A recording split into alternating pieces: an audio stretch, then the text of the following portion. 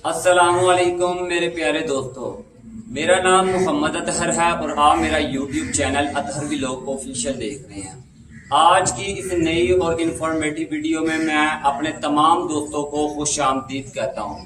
हमारे बहुत से भाइयों की ख्वाहिश होती है कि हम पाकिस्तान से तुर्की घूमने के लिए जाएं। कई लोगों का माइंड होता है कि हम पाकिस्तान से तुर्की जाकर सेटल हों, और जो हमारे पाकिस्तानियों की ख्वाहिश होती है कि हम किसी अच्छे कंट्री में जाकर सेटल हो जाएं। अब हमारे बहुत से पाकिस्तानियों की ख्वाहिश होती है कि हम पाकिस्तान से टूरिस्ट वीजा लेकर तुर्की को घूमने फिरने के लिए तुर्की जाएं, और कुछ पाकिस्तानियों की ख्वाहिश होती है कि हम पाकिस्तान से टूरिस्ट वीजा लेकर पाकिस्तान से तुर्की चले जाएं और वहां पे जाकर सेटल हो जाएं। आज की इस इंफॉर्मेटिव वीडियो में हम बताएंगे कि हम पाकिस्तान से तुर्की का टूरिस्ट वीजा कैसे हासिल कर सकते हैं, और पाकिस्तान से तुर्की का टूरिस्ट वीजा हासिल करने के लिए तुर्की एम्बेसी हमसे कौन सी रिक्वायरमेंट्स मांगती है। यार, अगर उससे पहले आपने मेरा YouTube channel Athar vlog official को अभी तक सब्सक्राइब नहीं किया तो यार मेरे YouTube channel Athar vlog official को सब्सक्राइब जरूर करें, ताकि मैं आपके लिए मजीद इंफॉर्मेटिव वीडियोस बनाता रहूं। अब पाकिस्तान से तुर्की जाने के लिए तुर्की एम्बेसी जो हमसे रिक्वायरमेंट्स मांगती है, आज हम उसके बारे में जानेंगे। तुर्की का वीजा लेने के लिए पाकिस्तानी पासपोर्ट पर हमें सबसे पहले ट्रैवल हिस्ट्री की जरूरत होती है। अगर आप शादीशुदा नहीं है तो, अगर आपकी उम्र कम है तो आपने अगर तुर्की का टूरिस्ट वीजा हासिल करना है पाकिस्तानी पासपोर्ट पर तो आपको ट्रैवल हिस्ट्री की बहुत जरूरत हो सकती है, क्योंकि जो तुर्की एम्बेसी है ना, उसको पता है कि बहुत से पाकिस्तानी अगर शादीशुदा नहीं है तो अगर इनकी ट्रैवल हिस्ट्री नहीं है तो वो अगर पाकिस्तान से तुर्की चले जाएंगे या तो वो वापस नहीं आएंगे, या तुर्की जाकर डंकी लगाकर यूरोप की तरफ मूव होने की कोशिश करेंगे। अगर आपकी ट्रैवल हिस्ट्री नहीं भी है तो आज आपको मैं एक बहुत ही अच्छी ट्रिक बताऊंगा, जिसको आप अपना लेंगे। इस ट्रिक पर अगर आप अमल करेंगे तो आप बहुत ही आसानी के साथ पाकिस्तानी पासपोर्ट पर तुर्की का टूरिस्ट वीजा हासिल कर सकते हैं। अगर आपकी ट्रैवल हिस्ट्री नहीं है तो आप पाकिस्तानी पासपोर्ट पर तुर्की का टूरिस्ट वीजा कैसे हासिल कर सकते हैं। देखें, आपको दो काम करने होंगे। एक, आपको ट्रैवल प्लान के ऊपर आपके एनओसी लेटर पर, अगर आप जॉब करते हैं तो, अगर आप किसी जगह पर मुलाजमत करते हैं तो आपने वहां से जो डॉक्यूमेंट्स लेना है, एनओसी लेटर, ठीक है, नो ऑब्जेक्शन सर्टिफिकेट, उसके ऊपर आपको लिखवाना होगा कि ये भाई को हम मुकम्मल तौर पर इजाजत दे रहे हैं, ये पाकिस्तान से टर्की का वीजा लेकर टर्की जाएंगे, वहां अपने ट्रैवल प्लान के मुताबिक घूम फिर कर ये तुर्की से अजरबैजान की तरफ ट्रैवल करेंगे, उधर से घूमकर ये अपने होम कंट्री में वापस आ जाएंगे। नंबर एक। अब नंबर दो तरीका ये है कि आपने अगर पाकिस्तान से तुर्की जाना चाहते हैं तो आप अपनी फाइल के अंदर जो आपने एयर टिकट लगानी है वो डमी हो, और इस तरीके की हो टिकट की आपकी टिकट सबसे पहले डायरेक्ट फ्लाइट पाकिस्तान से तुर्की के लिए हो, और आप उधर जाकर 5 से 6 दिन घूमें। 5 से 6 दिन घूमने के बाद तुर्की से आप अजरबैजान आ जाएं। अजरबैजान घूमकर आप अपने होम कंट्री में वापस आ जाएं। आपको इस तरह की अपनी एयर टिकट बुक करनी होगी जो पाकिस्तान से तुर्की जाए, तुर्की से फिर अजरबैजान, अजरबैजान से फिर पाकिस्तान, आप अपने होम कंट्री में वापस आ जाएं। तो आज के इस व्लॉग के अंदर मैं आपको बताऊंगा कि आप कैसे किन रिक्वायरमेंट्स को पूरी करते हुए पाकिस्तानी पासपोर्ट पर, फ्रेश पासपोर्ट पर तुर्की का कैसे वीजा हासिल कर सकते हैं। अगर आप ये ट्रिक को इस्तेमाल कर लेते हैं तो आप अपने फ्रेश पासपोर्ट पर बहुत ही कम पैसों में तुर्की का टूरिस्ट वीजा हासिल कर सकते हैं। अब बात करते हैं कि आपको तुर्की का टूरिस्ट वीजा हासिल करने के लिए तुर्की एम्बेसी की कौन सी रिक्वायरमेंट्स पर पूरा उतरना पड़ता है। नंबर एक पर तुर्की एम्बेसी आपसे आपका पासपोर्ट मांगती है, ठीक है। आपके पासपोर्ट को एक्सपायर होने में तकरीबन 6 से 8 महीने पड़े होने चाहिए, यानी कि आपका पासपोर्ट 6 महीने वैलिड होना चाहिए। अगर आपके पासपोर्ट के ऊपर दीगर कंट्री मलेशिया, थाईलैंड, दुबई के अगर विजिट वीजाज लगे हैं तो उन वीजाज की आपको कॉपीज की जरूरत होगी अपने पासपोर्ट के साथ। नंबर 2 पे आपको जरूरत होगी आपके कौमी और नेशनलिटी होम कंट्री के आईडी कार्ड की। आपको अपने आईडी कार्ड की जरूरत होगी, आपको अपने आईडी कार्ड की कॉपीज की जरूरत होगी। आपको अपने पासपोर्ट के साथ अपने आईडी कार्ड की कॉपीज को अटैच करना होगा। नंबर 3 पे आपको जिस डॉक्यूमेंट्स की जरूरत होगी, अगर आप शादीशुदा हैं तो आपको MRC की जरूरत होगी। वो आप आसानी के साथ ये डॉक्यूमेंट्स नादरा से हासिल कर सकते हैं। अगर आप शादीशुदा नहीं है तो आपको FRC की जरूरत होगी, जो कि ये डॉक्यूमेंट भी आप बहुत आसानी के साथ नादरा से हासिल कर सकते हैं। ठीक है, उसके बाद जो सबसे ज़्यादा अहम और ज़रूरी डॉक्यूमेंट्स है ना, वो डॉक्यूमेंट आपकी बैंक स्टेटमेंट है।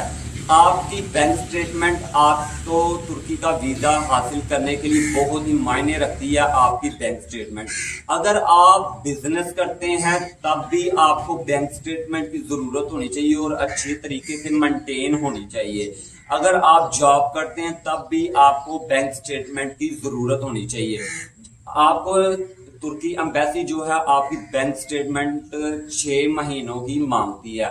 आपका 6 मंथ तक आपका क्लोजिंग बैलेंस 10 से 15 लाख रुपया और मेंटेन होनी चाहिए।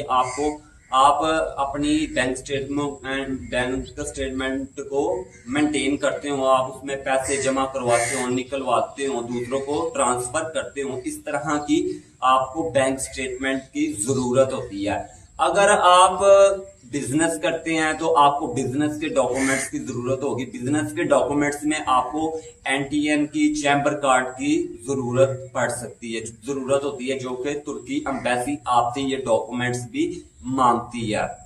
अगर आप जॉब करते हैं किसी महकमे में, अगर आप गवर्नमेंट की जॉब करते हैं तब भी, अगर आप प्राइवेट जॉब करते हैं तब भी आपको बैंक स्टेटमेंट की जरूरत होती है। अगर आप जॉब किसी महकमे में करते हैं तो उधर से आपको NOC लेटर यानी नो ऑब्जेक्शन सर्टिफिकेट की जरूरत होती है आपके कंपनी की।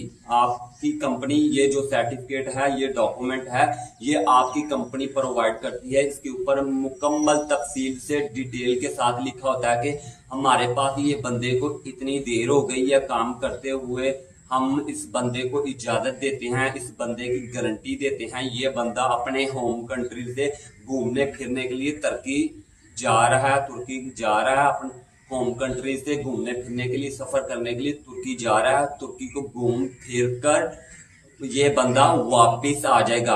अगर जिस तरह मैंने आपको शुरू में बताया कि आपको अपना तुर्की का वीजा हासिल करने के लिए अपने NOC लेटर पर भी, अगर आप तुर्की के साथ अजरबैजान कंट्री को भी ऐड कर लेते हैं तो आप यकीन माने बहुत ही आसानी के साथ तुर्की का टूरिस्ट वीजा हासिल कर सकते हैं। जैसे कि मैंने आपको शुरू के ऊपर बताया ना कि आपको पाकिस्तान से तुर्की डायरेक्ट, अगर आपको वीजा लग जाता है तुर्की जाना होगा, तुर्की से अजरबैजान आपको अपने कवर लेटर पर भी इस तरह तफसील के साथ लिखना होगा।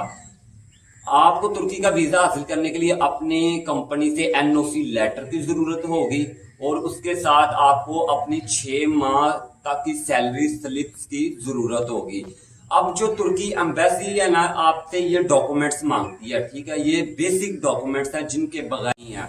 और इसके साथ साथ आपको अपनी फाइल में कवर लेटर की जरूरत होगी, होटल बुकिंग की जरूरत होगी, इंश्योरेंस की जरूरत होगी, कवर लेटर की जरूरत होगी, एयर टिकट्स की जरूरत होगी।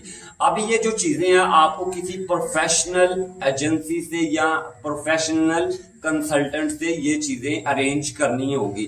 अब इन cover letter, air tickets, hotel booking को ऐड करने के लिए आपको किसी प्रोफेशनल कंसल्टेंट के पास जाना पड़ेगा। वो आपसे तकरीबन तुर्की की फाइल रेडी करने के 15 से 20 हजार रुपए चार्ज कर सकता है, ठीक है। वो आपको अच्छा सा आपका टूर प्लान बनाएगा, कवर लेटर के अंदर लिखेगा ये बंदा फलां डेट को अपने होम कंट्री से तुर्की के लिए जाएगा, वहां जाकर इस होटल में रहेगा, इस जगह को विजिट करेगा, इस जगह को घूमेगा, फलानी डेट को अपने होम कंट्री में वापस आ जाएगा। तो आपको कवर लेटर की जरूरत होगी, होटल बुकिंग की जरूरत होगी। आप booking.com से भी जाकर अगर आप खुद अपनी फाइल रेडी करते हैं तो आप booking.com से जाकर अपने लिए तुर्की में जाने के लिए होटल की बुकिंग खुद कर सकते हैं। ठीक है, आपको पेमेंट करने की जरूरत नहीं है। ठीक है, आप इस तरह फ्री में आपकी होटल बुकिंग हो जाती है। वो आपसे कुछ चार्जेस लेंगे, तो आप इस तरह की होटल बुकिंग करके जब आपका विजिट आ जाए, तुर्की का विजिट वीजा लाकर आ जाए, फिर आप अपने एयरपोर्ट से जाकर उधर जाकर तुर्की में जाकर कोई अच्छा सा होटल ढूंढ कर उधर रह सकते हैं। होटल बुकिंग के साथ आपको एयर टिकट्स की जरूरत होगी। आपने एयर टिकट्स जो है वो आपने कंफर्म नहीं करनी। आपने एयर टिकट्स अपनी डमी लगानी है। अगर आपका तुर्की वीजा रिजेक्ट हो जाए तो आपको इतना नुकसान ना हो कि आपने जो एयर टिकट्स अगर आपने कंफर्म कर दी हैं तो आपको वो आपने पैसे करने हैं तो आपको कंफर्म मिलेंगी, आपका नुकसान ना हो। इसलिए आपको एयर टिकट्स जो हैं वो डमी साथ ऐड करनी होगी।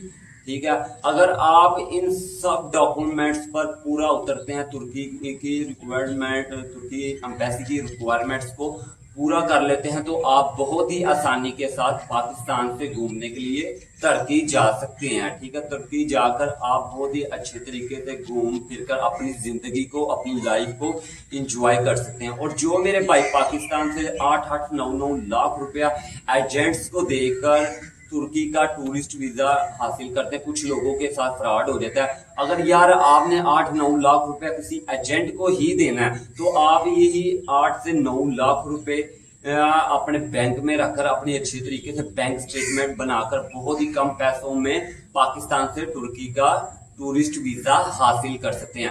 अब बात करते हैं तुर्की एम्बेसी की जो फीस है विद इंश्योरेंस वो कितनी है, और आपको फाइल रेडी करने के लिए आपने 15 से 20 हजार लगाकर ये आपको तुर्की का टूरिस्ट वीजा कितने पैसों में पड़ जाता है। अब देखें, तुर्की एम्बेसी जो है वो आपकी फीस और इंश्योरेंस की फीस सारे मामला लवाजमात ऐड कर आपसे सिंगल एंट्री वीजा यानी जो तुर्की का सिंगल एंट्री वीजा है उसकी फीस आपसे मांगती है 55,000 से 57,000 विद इंश्योरेंस के।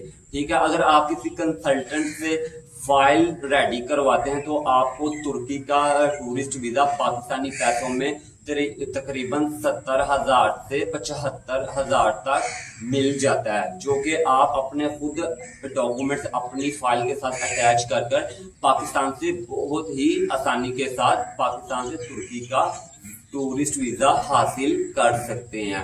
अगर आपको यार मेरी ये इंफॉर्मेटिव वीडियो अच्छी लगी है तो आप मेरे YouTube channel Athar vlog official को सब्सक्राइब जरूर करें, ताकि यार मैं आपके लिए मजीद इंफॉर्मेटिव वीडियोस बनाता रहूं।